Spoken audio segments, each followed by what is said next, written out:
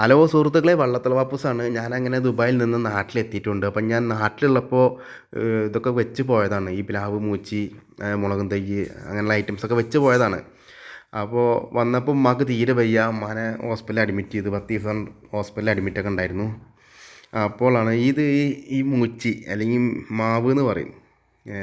ഇത് പെട്ടെന്ന് കായ്ച്ചപ്പോൾ ഉമ്മ എന്ത് ചെയ്തെന്ന് അറിയാം. പൂവിട്ടപ്പോൾ ഇത് പെണ്ണാണ് ഈ തെയ്യെന്ന് പറഞ്ഞിട്ട്, പെണ്ണ് മൂച്ചിയെന്ന് പറഞ്ഞിട്ട് ഉമ്മാനെ കമ്മൽ ഊരി ഇതിന് കെട്ടിക്കൊടുത്തു. പണ്ടം കെട്ടിക്കൊടുക്കുക എന്ന് പറയും. അങ്ങനെ ഉമ്മാക്ക് പെട്ടെന്ന് വയ്യാതായിട്ട് ഉമ്മാനെ സോഡിയം കുറഞ്ഞിട്ട് ഹോസ്പിറ്റലിൽ കൊണ്ടുപോയി. ഉമ്മാക്ക് ഓർമ്മയില്ല ഈ കമ്മൽ എവിടെയെന്നുള്ളത്. കമ്മൽ പോയി എന്ന് പറഞ്ഞിട്ട് ഇരിക്കണ്ടായിരുന്നു.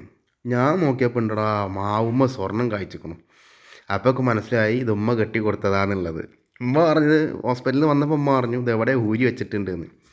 ഈ സംഭവം ഞങ്ങളുടെ നാട്ടിലൊക്കെ ഉള്ള ചെറിയ ചെറിയ ഭാഗത്തുള്ളൊരു പതിവാണ് കേട്ടോ. ഈ മാവ് പൂത്തുണ്ടെങ്കിൽ ഈ ആഭരണം കെട്ടിക്കൊടുക്കുക. അപ്പോൾ എന്തായാലും 10-20 ദിവസം മൂച്ചമ്മ ഇരുന്നു.